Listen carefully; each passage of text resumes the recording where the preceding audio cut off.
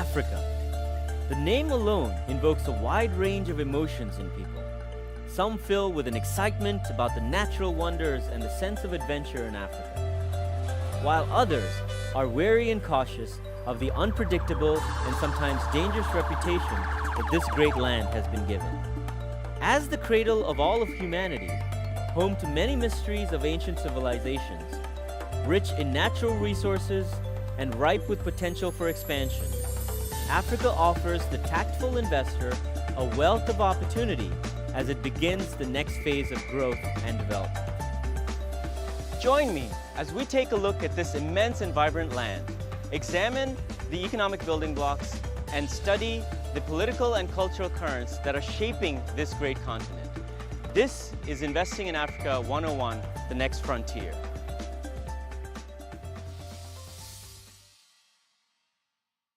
Where does one begin to explore this great land? Well, no better place to start than with what the eyes can see. Africa is the second largest continent among the Earth's 7, covering over 11.5 million square miles and home to over 20% of the world's land area. She is a behemoth. Some of you may be thinking to yourselves, well, just how big exactly is 11.5 million square miles?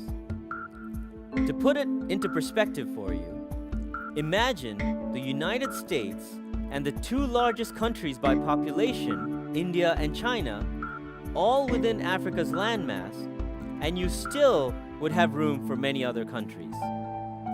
As we explore the economies and investment opportunities of this next frontier, we must first examine our own perspectives and biases. Now, it is no secret that Africa's history of political unrest and conflict has instilled fear or a negative bias among some of us. We need to look at the circumstance by which the African nations came to be to understand its people and politics.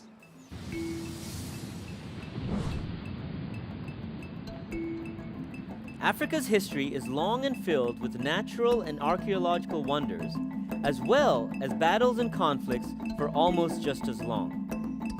The name Africa has a couple of theories as to its origins. However, the widely accepted version is that it was named by the Romans at the completion of the Third Punic War in Carthage, modern-day Tunisia. The name is derived from a local tribe known as the Afri.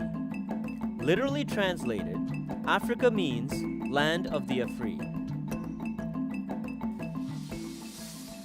When I say Africa's history is long, I mean it dates back to the beginning of mankind. It is theorized and widely accepted among archaeologists that the origins of life began in Africa. It is where the oldest human remains were found, a partial skeleton affectionately named Lucy. Lucy is thought to be about 3.2 million years old. Her remains were found in modern-day Ethiopia, giving it the distinction of housing the cradle of life. More recently, Africa saw waves of explorers from various parts of the world looking to explore this new frontier.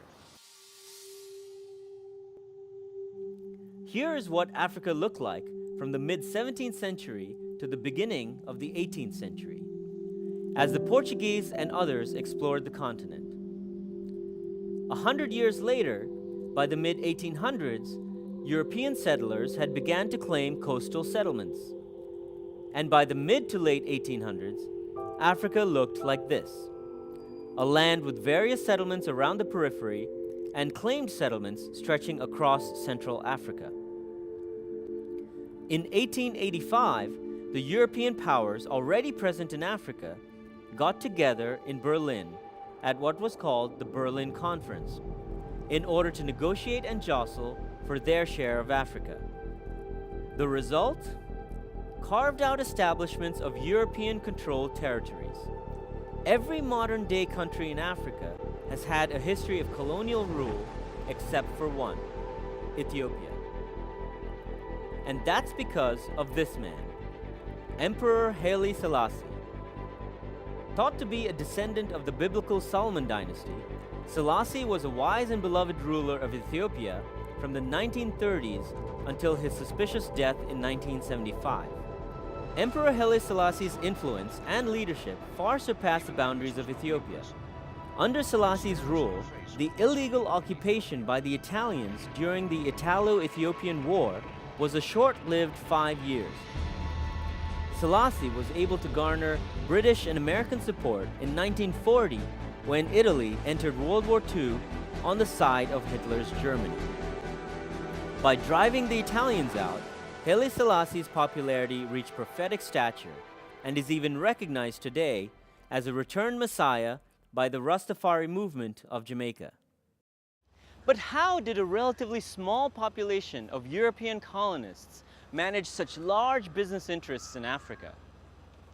By leveraging trade and resources from other parts of the world. By the early 1600s, the French, Dutch, and English had all established trading posts in India. This made many Indians already fluent in English and with European trade practices between India and Europe. In Africa, Britain controlled large territories, so it made sense to take Indians as indentured servants and foremen to establish and develop the English territories. As the colonial era came to a close, landowners sold their property, some to Indian businessmen. During the post-colonial era, Indian companies expanded in Africa through their knowledge of global markets and more specifically, their business counterparts back in India. Now that we understand how some of these cultural sensitivities arose, let's look at business. Africa has 54 independent nations.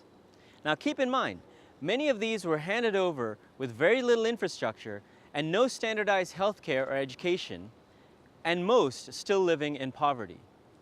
Nigeria tops the GDP list with about $550 billion, followed by South Africa with about $320 billion. Egypt, Algeria, and Morocco round off the top 5 with a combined GDP of about $1.4 trillion. Since 1990 and the emergence of the internet age, the world has seen its greatest period of development in history. The early 1900s saw broad-stroke investments in heavy industry. That included manufacturing of trains and mass production of automobiles. This was followed by advancements in infrastructure with the discovery of nuclear power, thus paving the way for stable power source. Then, in 1938, penicillin was discovered, becoming a major breakthrough in biomedicines. The 1970s saw the technological advancement of personal computing, followed by enhanced services with the emergence of the internet age. So why does it matter as we look to invest in Africa? Well, to answer that, we have to travel 3,000 miles across the Arabian Sea to India. At the turn of the 21st century, India was the first emerging market where we saw the impact of our modern advancements that was unlike anything we had seen before. The Indian economy seems to have developed in reverse compared to the last 100 years, and it did so in just 15 years. With the emergence of information technology, India quickly became a service-heavy economy, providing support and back-office services to the world, followed by investments in light industrial sectors like biotechnology and pharmaceuticals. India invested in infrastructure with a national highway system and bypassed traditional coaxial cables and went straight for fiber optic and mobile communication towers. Finally, after such advancements, India began to see investments by international car makers and other heavy industry players. I'm standing here in this beautiful business park in Mumbai that epitomizes India's growth. India's development was driven by pent-up demand for goods and services by a large youth population. It is estimated that 41% of India's 1.2 billion people are under the age of 24. We see a lot of similar characteristics as we look at countries in Africa. What this means is we can use India as a blueprint for development in Africa. Africa is large but fragmented into its now 54 independent countries. With most emerging just over the last 50 years, the African continent has undergone dramatic changes. Many struggled as they began to establish their own government, economy, healthcare systems, and to build infrastructure necessary to support a modern society. Their populations are also young, with up to 65% being below the age of 35. The situation in many countries changed from 1995 to 2005. Macroeconomic reforms like those in Rwanda and Ghana controlled inflation and opened up their economies to international trade, making them two of the fastest growing economies in Africa. Politics is on everyone's mind when thinking of doing business in Africa. The Berlin Conference of 1885 created a political divide as each colonial power had their own way of controlling their new territories. This divide among the people continued through the post-colonial era, where corruption played its own part among the ruling class. So why do I feel that there is better opportunity for investment now? Well, that's because of China. Over a period of 10 years, Chinese businesses have invested over $114 billion in African infrastructure, targeting key sectors such as telecommunications, transport, construction, energy, waste disposal, and shipping ports. In December of 2015, Chinese President Xi Jinping pledged an additional $60 billion of investment, along with scholarships and no-interest loans for students and workers. When seeking its own development, China has always offered as much help and support to African people as it can. Especially in recent years, China enhanced its efforts to assist and cooperate with Africa. China will strictly honor its commitment to Africa. The investments by China have motivated African countries to stabilize volatile regions. What this means for the investor is that, in essence, there already is a strategic co-investor, China. So now that we've seen a blueprint for development in the new millennia, and we've identified a strategic co-investor, let's look at a few sectors of opportunity. In a frontier market, the best sectors and industries to focus on are those that cater to the most basic of needs: a roof over people's heads, access to good health care, education, and quality food. Of course, technology has a play in all of this. Other primary areas include transport infrastructure and leisure. With these staples in mind, investors can never go wrong. As we take a closer look at life in various parts of Africa, one thing is clear: people love their leisure. A lot of African cultures are community-oriented and involve a leisure lifestyle that involves various activities such as sports, music, and dancing. I couldn't help but get caught up in the leisure activities that are available to you. According to the World and Travel Tourism Council, tourism contributed nearly 10% to the overall of African GDP. A lot of this being driven by tourists looking to experience culture and leisure in Africa. And now, with a fast-growing middle class, Africans are spending more and more on leisure and social activities involving dining out, entertainment, and vacationing. Cattle farming is also popular as Africa loves their meat. Here in Ethiopia, I visited a restaurant where the delicacy is cured beef. The regular restaurants survive on standard dishes of stewed meat and vegetables, eaten with injera, a slightly sourdough-like crepe. However, you cannot find a seat at the one or two restaurants specializing in cured meat, despite the premium prices.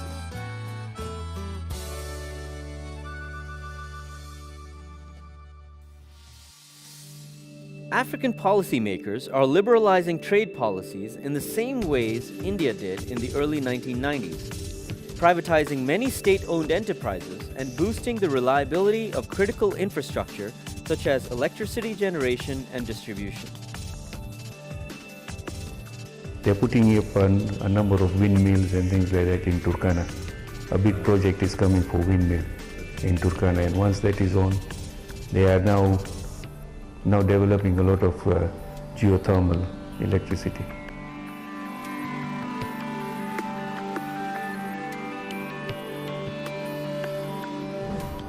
One of the first sectors to capitalize on China's commitment to Africa was transportation. With China's heavy investment in mining, you need good roads to transport minerals from the mines to the coast. And when you have good roads, you now have proper infrastructure for the transport of goods and people.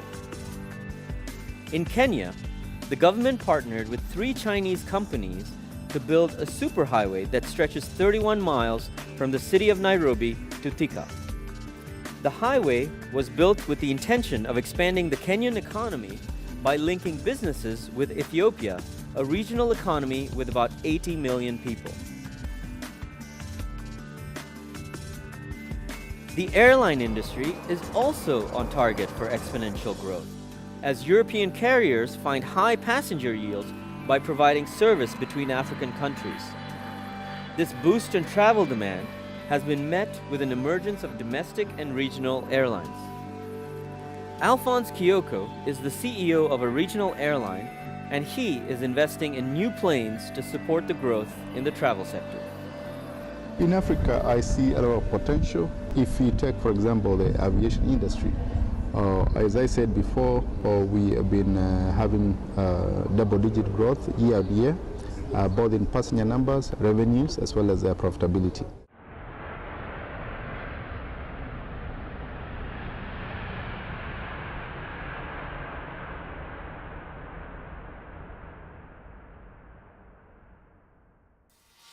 Most of the African countries are still primarily agrarian economies. Farming is the main source of income for many populations. According to the World Bank, 65% of labor in Africa is employed by the agriculture industry. Agriculture is big business, as 60% of the world's uncultivated arable land is in Africa, and most of it is unfarmed. There is a big demand and opportunity for investors and entrepreneurs looking to cultivate and feed both domestic and global populations. Food storage and safety is also a really big concern, not only for Africans, but the world. With about 30 to 40% of harvested crop being lost due to poor storage, there is a definite need for suitable storage facilities across Africa. Cold storage rail cars and trucks could also be used in an efficient manner to reduce unnecessary wastage.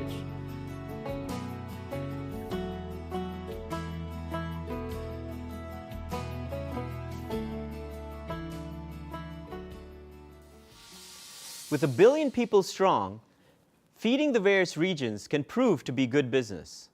And with a growing middle class with disposable income, the demand for healthy food is sure to provide healthy margins. It is no secret that healthcare is an area of need.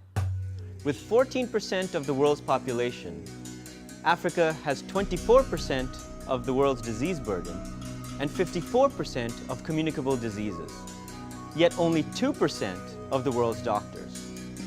But how does one begin to make an impact on this problem? Remember that 60% of the population live in rural areas. So the problem is not just disease control, but it's also access to healthcare. Many travel for up to 2 days just to reach a central hospital for a simple checkup, then wait another 2 days to be seen by a physician and get vital tests. A simple visit to the doctor can be a week-long ordeal. Here's an opportunity for a network of rural diagnostic centers that are able to provide initial vital tests.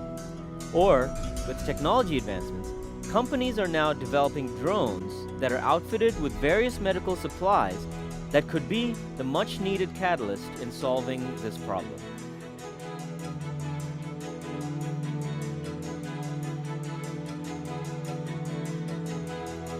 Technology, a cornerstone of development for almost every business today. Technology has touched virtually every part of the world, and the advancements continue. As technology enables business, Africa, like India, has leapfrogged over traditional tech infrastructure and gone straight for fiber optic cables and investments in wireless transmission. In East Africa, Kenya is well positioned to be a center of growth as a major technology pipe feeds into the shores of Mombasa. As far as communication is concerned, oh yes, we are well ahead. Yeah. We have fiber optic everywhere now. Wow. Undersea cable has been laid. With the population expected to double to 2 billion by 2040, companies are investing in underwater sea cables, like the West African cable system and the Eastern Africa submarine cable system to provide bandwidth. The consumer markets are still very young, with an unmet demand for basic products and services. African consumers have proven to be early adopters of technology, with 40% mobile market penetration and the largest mobile banking market in the world. Increasing profitability and improving efficiency in industry also means increasing the level of education of the population. Currently, 40% of Africa's youth is under the age of 14.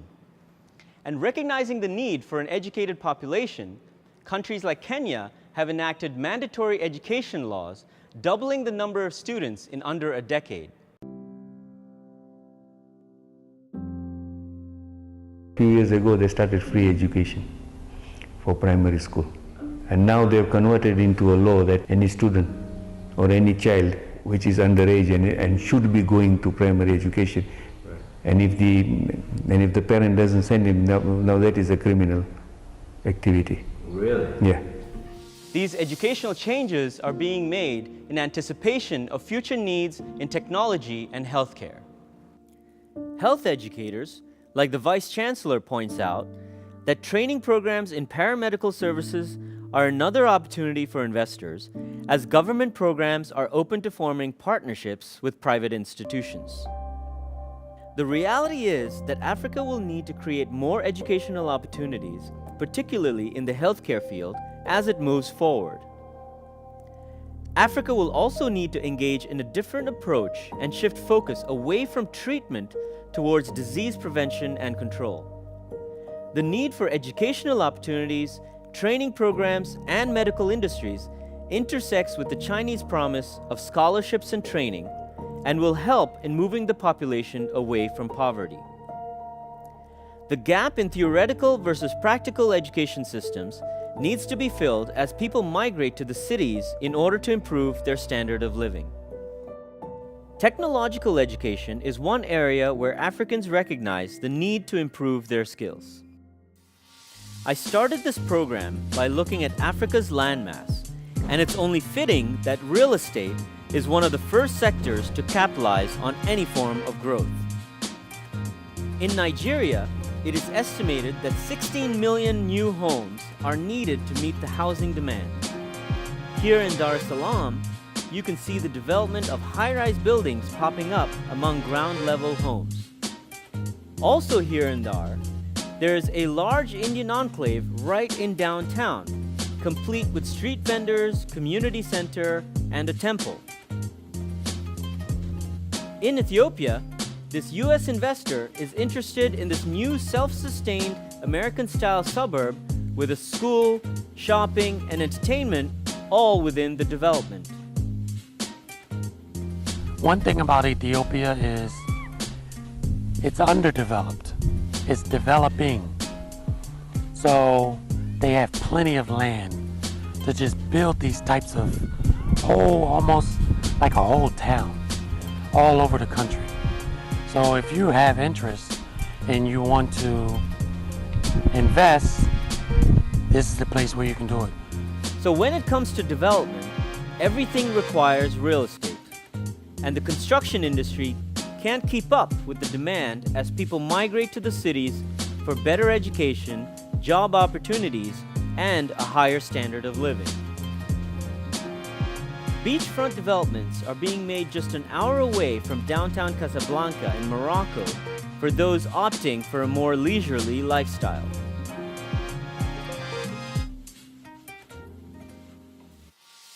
Africa has attracted a lot of attention on the global markets, and for good reason.